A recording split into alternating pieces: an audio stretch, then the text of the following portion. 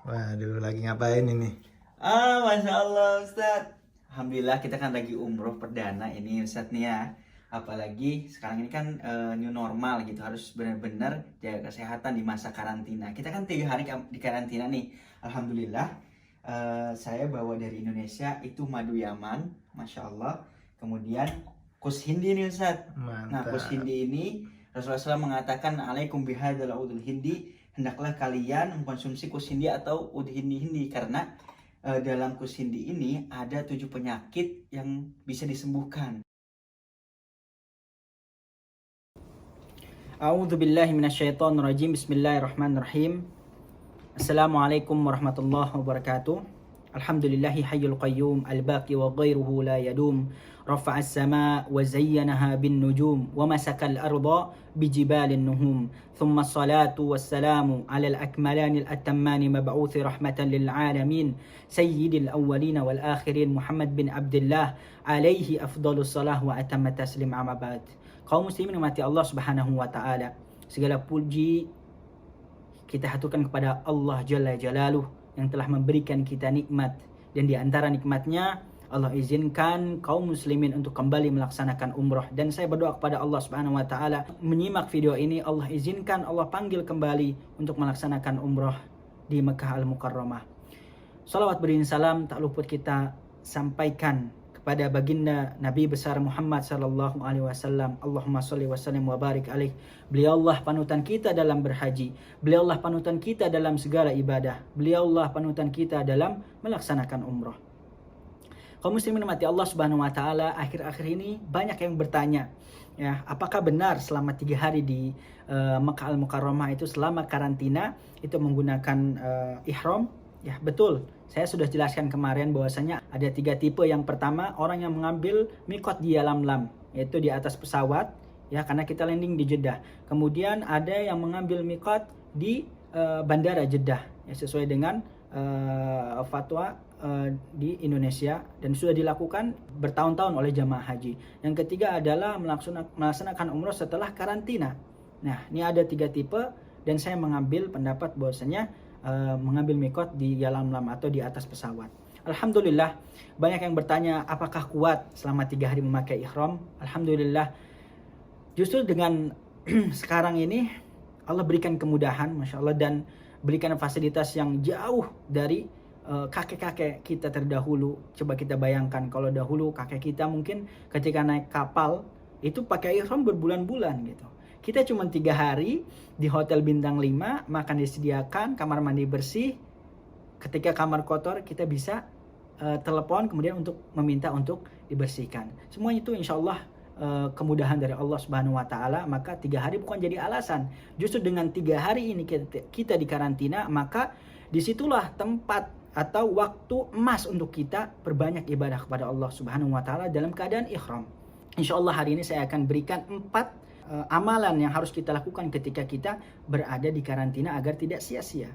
Yang pertama, ya, kaum muslimin nanti Allah Subhanahu wa taala, ketika kita sampai Mekah Al-Mukarramah dan diberikan waktu oleh Allah Subhanahu wa taala 3 hari untuk karantina, ya tentunya ini adalah takdir Allah Subhanahu wa taala, dan ini merupakan kehendak Allah Subhanahu wa taala yang terbaik untuk kita. Ya, maka kita harus mensyukurinya. Ya, karena kita bisa istirahat terlebih dahulu. Coba bayangkan kalau biasa seperti normal sampai Jeddah kemudian langsung umroh capek dan sebagainya. Maka kita harus mengambil hikmahnya, karena segala sesuatu yang terjadi tentunya itulah yang terbaik untuk kita. Nah, yang pertama adalah kita hendaknya selama 3 hari ini memperbaiki niat kita. Untuk apa kita datang ke Mekah? Untuk apa kita melaksanakan umroh? Karena innamal a'malu binniyah. Setelah kita ketahui bahwasanya sabda Nabi Muhammad SAW, segala sesuatu itu, segala perbuatan, segala amal itu tergantung niatnya. Apabila kita niat karena Allah Subhanahu wa taala, maka kita akan mendapatkan pahala di akhirat nanti. Akan tetapi apabila niatnya karena dunia, karena orang, karena dilihat orang, maka kita tidak akan mendapatkan pahala di akhirat nanti. Bahkan Rasulullah SAW ketika itu, ya, mengatakan kepada para sahabat, wahai sahabat, ya, maukah kamu saya ketahui perkara yang saya lebih takuti dari fitnah Dajjal? Masya Allah. perkara ini lebih ditakuti oleh Rasulullah SAW dari fitnah Dajjal. Bala ya Rasulullah, tentu ya Rasulullah, kita ingin mengetahui apa itu yang lebih kamu takuti dari fitnah Dajjal. Maka Rasulullah SAW mengatakan, yang saya lebih takuti adalah syirkul khafi, yaitu syirik khafi, ya, yaitu apa itu syirik khafi? Dijelaskan di situ, digambarkan oleh Rasulullah SAW, yaitu seseorang, ya, ayyaqumar rajul, seseorang melaksanakan, mendirikan salat, yusalli fayuzayyin salatahu. Mereka salat, orang ini, seorang laki-laki salat, kemudian memperbaiki, mempercantik, memperindah salatnya, lima yara min nazari rajulin, karena dia telah dilihat oleh orang lain. Ya, Masya Allah, tabarakallah. Artinya, ya, banyak di antara kita ini, bahkan Rasulullah SAW telah menggambarkan banyak dari kita yang memperbaiki ibadahnya karena dilihat oleh orang lain. Allah. Maka 3 hari ini mari kita perbaiki niat kita karena Allah Subhanahu wa taala, ibadah kita karena Allah Subhanahu wa taala. Kemudian setelah kita ketahui bahwasanya, saya sebutkan bahwasanya pelaku ibadah yang diniatkan untuk dunia saja, maka tidak akan mendapatkan pahala di akhirat nanti. Sebagaimana sabda Nabi Muhammad SAW dalam hadis riwayat Ahmad, "Faman amila minhum amalal akhirah lid-dunya." Barang siapa yang beramal amalan akhirat karena dunia, ya, karena mengharapkan dunia, lam yakun lahu fil akhirati nasib. Maka di akhirat nanti dia tidak akan mendapatkan pahala bagian dari apa yang telah dia kerjakan. Ya, mungkin saja di dunia dia akan mendapatkan apa yang dia inginkan, akan tetapi di akhirat nanti dia tidak akan mendapatkan pahalanya. Maka ini yang wajib, ya, harus kita perbaiki, adalah memperbaiki niat kita untuk apa? Datang ke Makkah Al-Mukarramah. Kaum muslimin mati Allah Subhanahu wa taala. Kemudian yang kedua adalah apa yang harus kita lakukan selama karantina adalah memperbanyak talbiyah. Sebagaimana Nabi Muhammad sallallahu alaihi wasallam dalam hadis Bukhari ditanya, su'ila Nabi sallallahu alaihi wasallam an afdhalil hajj. Rasulullah SAW ditanya tentang haji yang kualitasnya terbaik. Ibadah haji yang kualitasnya terbaik itu seperti apa sih? Maka Rasulullah SAW mengatakan afdhalul hajj al-ajju wath-thajju. Al-ajju wath-thajju. Sebaik-baik haji adalah dia yang aju. Apa itu aju? Yaitu melontarkan suara untuk bertalbiyah. Itu yang pertama. Wath-thajju adalah menyembelih. Akan tetapi ketika kita umroh, maka kita mengambil dari al-ajju aja, yaitu memperbanyak talbiyah. Maka para ulama, jumhur ulama mengatakan bahwasanya talbiyah merupakan sunnah muakkadah, ya, sunnah yang ditekankan oleh para ulama. Maka ketika kita 3 hari berihram, maka waktunya untuk kita bertalbiyah sebanyak-banyaknya. Telah kita ketahui bahwasannya banyak yang meremehkan sunnah, ya. Tadi kita telah dengar bahwasanya ini adalah sunnah muakkadah. Ya, bahkan saya pernah dengar dari perkataan yang benar-benar bagus. Sahabat dahulu, ulama terdahulu melakukan sunnah karena dia sunnah. Ini sebuah sindiran. Akan tetapi di zaman kita sekarang meninggalkan sunnah karena dia sunnah. Artinya apa? Di zaman sekarang ini banyak meremehkan sunnah-sunnah Nabi Muhammad SAW. Semoga Allah menjaga kita dan terhindar dari malas untuk melakukan sunnah-sunnah Nabi Muhammad SAW. Kemudian kalau kita baca talbiyah, Masya Allah, itu fadilahnya sangat besar. Kita cermati artinya. Labbaik Allahumma labbaik. Labbaik Allahumma labbaik. Aku penuhi panggilanmu ya Allah. Labbaik la syarika laka labbaik. Aku penuhi panggilanmu ya Allah. Tidak ada sekutu bagimu. Allah. Ini masuk ke dalam bab tauhid. Ya, yaitu mengesahkan Allah Subhanahu wa taala. Ibadah kita hanya untuk Allah Subhanahu wa taala, bukan untuk orang lain. Innal hamda, ya, sesungguhnya segala puji, wan ni'mata, dan kenikmatan serta kerajaan, laka wal mulk la syarika lak, hanyalah untukmu, hanyalah milikmu ya Allah, la syarika lak. Maka kita ulangi terus, labbaik Allahumma labbaik, aku memenuhi panggilanmu ya Allah. Bayangkan Allah, ya, memanggil kita.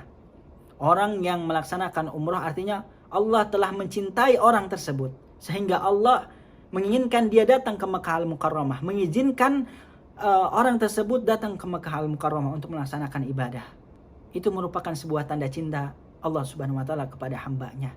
Lalu kita yang dicintai oleh Allah Subhanahu wa taala tidak mengikhlaskan niatnya. Nauzubillahi min dzalik.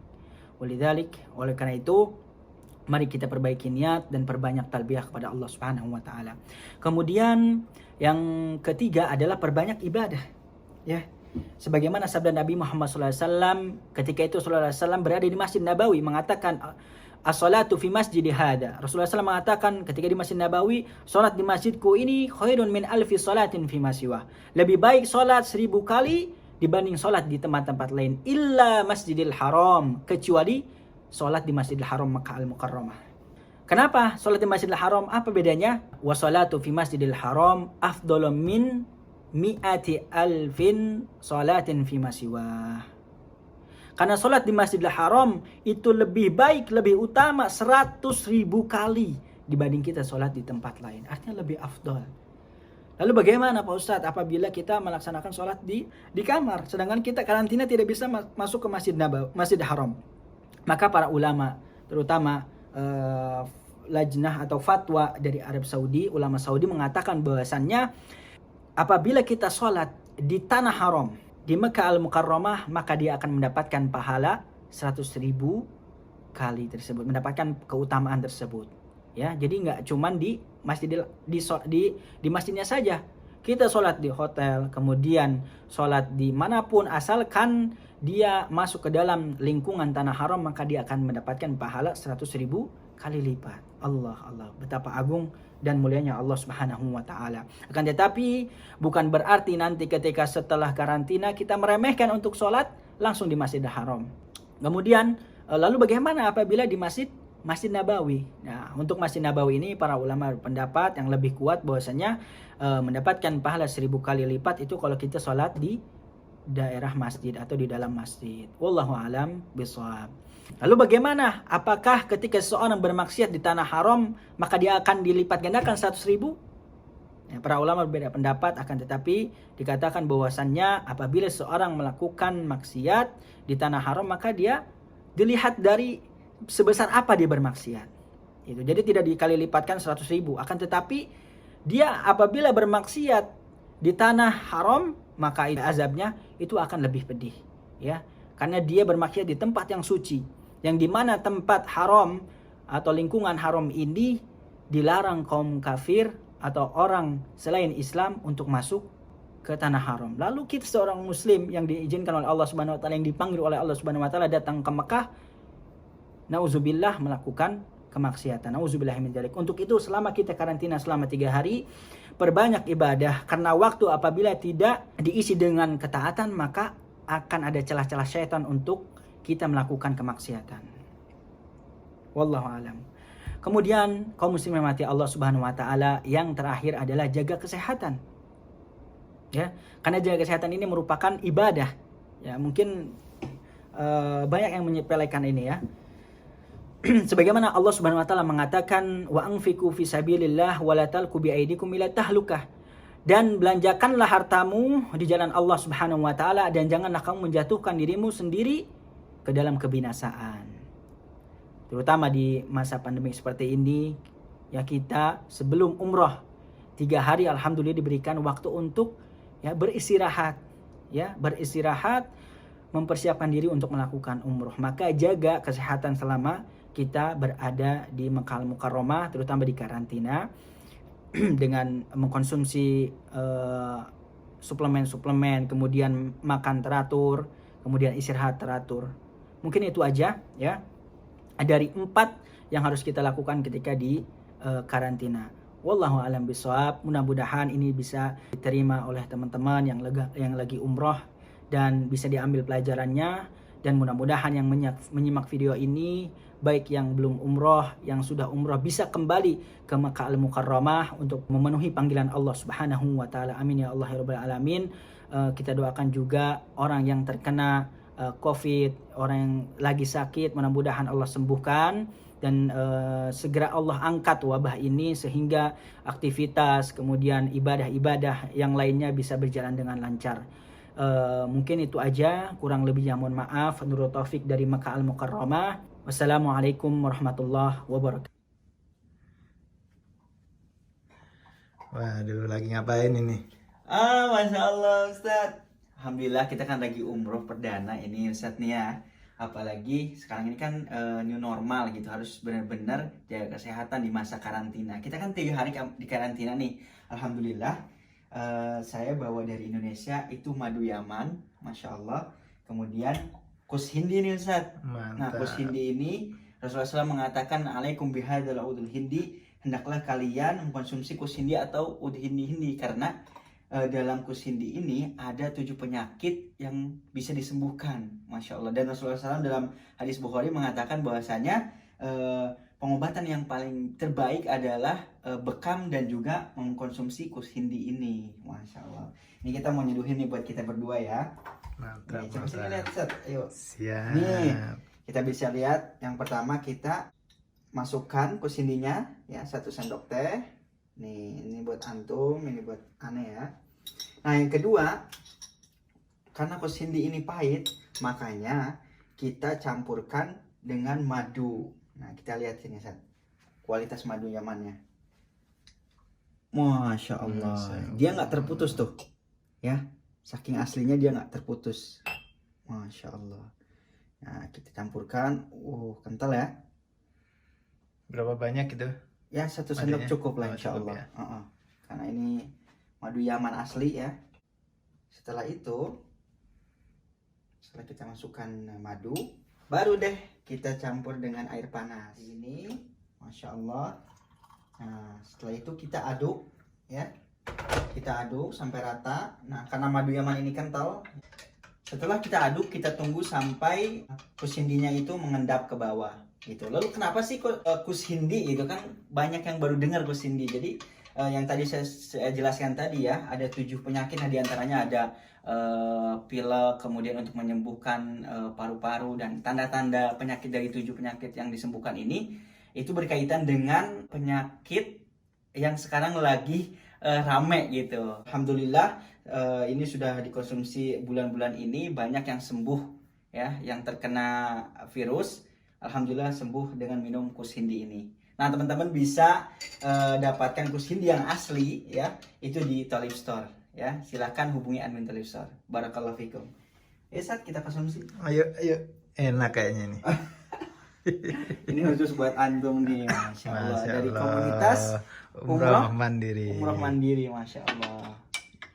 Mantap, mantap. Bismillahirrahmanirrahim. Assalamualaikum warahmatullahi wabarakatuh. Alhamdulillah hari ini kus hindi ready dan siap kita kirimkan. Ini sudah di booking semua ya. Dan kita lihat, Masya Allah, expirednya tahun 2022 dan packingnya juga aman, botol, kemudian nanti diberikan plastik, kemudian di wrap seperti ini ya. Jadi pengiriman insya Allah aman. Ini juga masih kita tahap packing. Masya Allah, tabarakallah. Kita lihat ya. Silahkan yang menjadi agen atau reseller dari kus hindi, silahkan hubungi admin Thalib Store. Insya Allah, karena ini sudah di booking semua, hari ini juga kita akan kedatangan kus hindi tambahan dari negara asalnya. Masya Allah, tabarakallah. Dan kita juga tersedia di sini aroma-aromain, ada kiswah dan juga raudhah ya. Masya Allah, ini parfum gantung yang lagi hits nih.